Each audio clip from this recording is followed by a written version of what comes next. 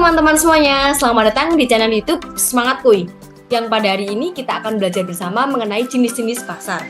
Oke, selamat pagi, siang, sore, dan selamat buat teman-teman yang telah klik video ini. Artinya adalah teman-teman orang-orang yang produktif. Oke, terima kasih pula karena teman-teman telah produktif dan telah klik video ini.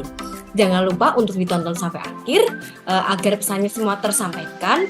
Dan jangan lupa untuk ditonton sampai akhir pula karena ada sesuatu buat teman-teman semuanya yang spesial. Oke, tanpa perlu berlama-lama lagi, let's check this out.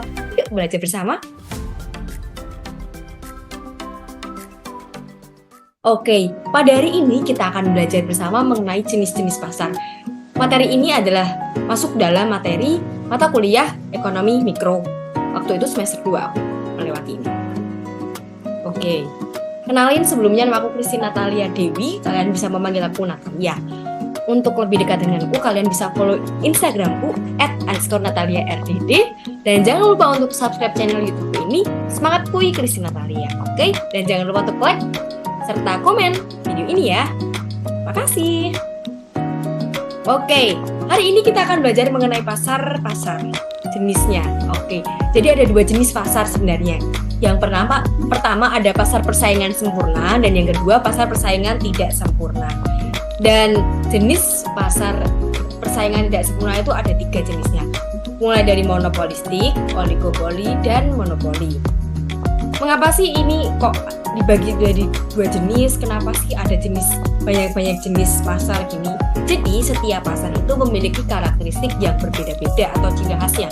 Mulai dari barang yang dijual, kemudian peran dari penjual dan pembelinya, kemudian ada jenis barang yang dijual tadi sudah disebutkan, kemudian ada contoh-contoh barangnya itu juga berbeda, kemudian pemasarannya pun juga berbeda di setiap pasarnya. Jumlah pelakunya pun juga berbeda. Oke, tanpa belum lama-lama lagi, mari kita kupas satu persatu. Jadi ada 2 perspektif, yang pertama itu dari perspektif pembeli dan yang kedua dari perspektif penjual. Dari perspektif pembeli itu ada 3, monopoli, oligopsoni, dan monopsoni. Kemudian yang perspektif penjual itu ada monopolistik, oligopoli, dan monopoli. Nah, pada hari ini kita akan mempelajari dari perspektif penjual ini sendiri. Oke, ini ada garis yang menunjukkan bahwa jumlah pelaku di pasar itu semakin sedikit. Mulai dari pasar persaingan sempurna itu pelakunya banyak, kemudian pasar monopolistik lumayan berkurang, pasar oligopoli lebih berkurang, dan pasar monopoli itu sangat-sangat sedikit sekali. Oke. Jadi semakin ke kanan pelaku semakin sedikit. Pelaku itu maksudnya adalah penjual ya, penjual atau perusahaan seperti itu. Oke, kita masuk yang pertama yaitu pasar persaingan sempurna. Nah, tadi kan sudah dibilang semakin ke kanan pelaku semakin sedikit. Nah, ini pasar persaingan sempurna itu berada di kiri, berarti pelakunya masih banyak dan banyak persaingan, berarti banyak saingan terjadi di sini. Oke, cirinya yakni yang pertama, dari segi barangnya itu barang yang dijual homogen alias sama atau identik. Kemudian dari segi pelaku, jadi pelaku atau penjual itu sebagai price taker yang membuat harga. Nah, yang membuat harga itu berdasarkan mekanisme pasar atau dari kesepakatan banyak penjual, kita mau jual berapa. Nah, dari situ akan menentukan harga jualnya. Kemudian kalau di pasar persaingan sempurna itu bisa dikatakan tidak ada hambatan untuk pelaku jika ingin masuk ke pasar tersebut. Termasuk mudah lah kalau mau masuk ke pasar persaingan sempurna ini. Kemudian modal yang diperlukan itu juga tidak terlalu besar, sehingga ya cukup modal aja. Yang penting kita ada niat untuk berjual lah kalau di pasar persaingan sempurna ini, karena hambatannya kan tidak ada, modalnya juga tidak terlalu besar. Nah, contoh dari pasar persaingan sempurna ini sendiri, contohnya adalah pasar kambing. Jadi semua itu kayak yang menjual itu ya pasar yang jual itu ya jual kambing semuanya. Tuh, jenisnya sama kambing. Kemudian pasar beras. Jadi ya mereka jualnya pasar beras semuanya itu. Di setiap toko itu sama, jualnya itu beras. Dan harganya pun juga berdasarkan kesepakatan. Jadi kayak persaingannya itu sempurna, adil gitu. Kemudian kita akan masuk ke jenis pasar yang kedua. Pasar monopolistik. Nah, di sini juga masih banyak penjual dan membeli, termasuk masih banyak. Kemudian jenis barang yang dijual itu homogen alias sama, namun terdiferensiasi atau memiliki ciri khas sendiri lah. Nah, kemudian ada harus memiliki barang pembeda. Jadi kalau di pasar monopolistik ini barang yang dijual harus memiliki pembeda. Kemudian yang ketiga, pelaku harus melakukan inovasi terus-menerus. Kemudian di pasar monopolistik ini sendiri sangat membutuhkan iklan atau promosi dan biasanya itu sering kita lihat di televisi. Kalau di pasar monopolistik ini sendiri mulai ada hambatan ketika pelaku ingin masuk ke monopolistik ini sendiri. Jika di pasar monopolistik itu tidak perang iklan, tetapi perang dalam harga. Mereka menciptakan harga-harga spesial, misalnya dengan paket bundling, atau misalnya 2 beli 2 gratis 1, atau potongan harga ketika beli berapa. Nah, mereka perangnya di situ. Contoh dari pasar monopolistik ini sendiri adalah sabun Look dan sabun Dettol. Nah, kalau sabun Look itu sendiri biasanya identik bisa dengan wanita-wanita gitu, sabun wanita yang banyak banget mereknya, bukan mereknya, tapi variasinya. Ya kan, kayak varian Korea, varian Jepang, yang ungu, yang pink. Ya sama, mereka fokusnya lebih ke kecantikan, tentang ke wanita. Sedangkan kalau sabun Dettol itu lebih ke sabun keluarga, sabun sehat gitu. Ya kan, kalau sabun Look itu bikin cerah, bikin putih gitu. Kalau sabun Dettol lebih ke yang keluarga, yang higienis, yang bikin sehat, yang lebih keluarga lah.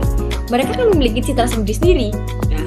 Jadi, si teman-teman juga tidak asing kan dengan iklan yang berulang kali, sabun Look, sabun Dettol. Itulah yang disebut dengan pasar monopolistik. Sudah ada hambatan, membutuhkan inovasi terus-menerus.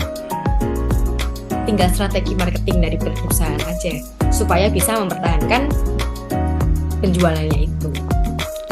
Kemudian kita masuk ke jenis pasar yang ketiga, yaitu pasar oligopoli. Oke, ketika kita masuk ke pasar oligopoli itu pelakunya sudah mulai sedikit, teman-teman. Tidak sebanyak dari pasar monopolistik maupun pasar persaingan sempurna. Ciri dari pasar oligopoli ini sendiri adalah yang pertama, banyak hambatan dan membutuhkan modal yang besar, itu pasti. Kemudian yang kedua, ketika akan masuk ke pasar, kita harus memiliki pembeda dari awal sampai akhir, atau produk itu harus memiliki citra yang kuat, memiliki pembeda yang kuat lah. Kemudian yang ketiga, pasar oligopoli juga membutuhkan iklan dan perangnya itu perang kualitas. Kemudian di pasar oligopoli ini sendiri, penjual sebagai price maker. Jadi emang penjual itu yang menentukan harga sendiri, ya kan? Mereka memiliki pasarnya masing-masing, targetnya masing-masing. Kemudian di pasar oligopoli ini sangat rentan bekerja sama, karena biasanya ini diisi dengan perusahaan-perusahaan besar seperti itu. Nah, kita langsung aja masuk ke contohnya supaya kita lebih paham ke pasar ini sendiri, pasar oligopoli. Contohnya adalah Honda dan Yamaha. Ini pasti sudah tidak asing dan aku yakin mungkin teman-teman semua sudah memiliki produk dari entah Honda atau Yamaha ini. Contohnya, kalau di Honda itu mungkin kalau menurutku ya, dan perspektif yang aku lihat itu lebih ke irit bensin. Yes, aku percaya banget kayak emang sih Honda itu irit bensin, kan aku juga pakai Beat waktu itu. Kalau Yamaha itu lebih ke mesinnya yang oke, emang jos banget. Iklan, mereka ini juga iklan kok, tapi kan tidak sesering sabun seperti itu. Iya, jadi mereka memiliki target pasar sendiri, dan kalau bekerja sama itu wow, nanti seperti apa pasar kendaraan. Oke. Kemudian kita masuk ke pasar monopoli. Yang pertama, pelaku hanya ada satu. Ciri yang lain, pertama, nyaris tidak ada produk pengganti di pasar. Kemudian produsen atau pelaku dalam pasar ini menguasai seluruh pasar. Karena menguasai seluruh pasar, artinya pelaku ini dapat mengubah harga kapan saja dan bisa mendapatkan laba sesuai keinginannya atau mendapatkan laba yang sangat besar. Namun, hambatan di pasar monopoli ini, yang pertama, karena ada aturan pemerintah, kemudian kedua adalah hak cipta dan hak paten. Jadi mereka harus mendaftarkan diri ke hak cipta dan ke hak paten terlebih dahulu. Nah, contohnya ini adalah Grab dan Gojek yang hampir merger. Jadi pada tahun sekitar 2021 waktu itu atau 2020, Gojek dan Grab ini hampir bersatu. Nah, kalau bersatu ini sangat berdampak sekali kepada perekonomian. Salah satunya adalah bisa memainkan harga pasar ojek online.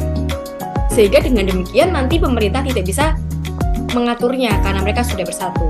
Namun ternyata pada sampai sekarang ini belum melakukan persatuan tersebut.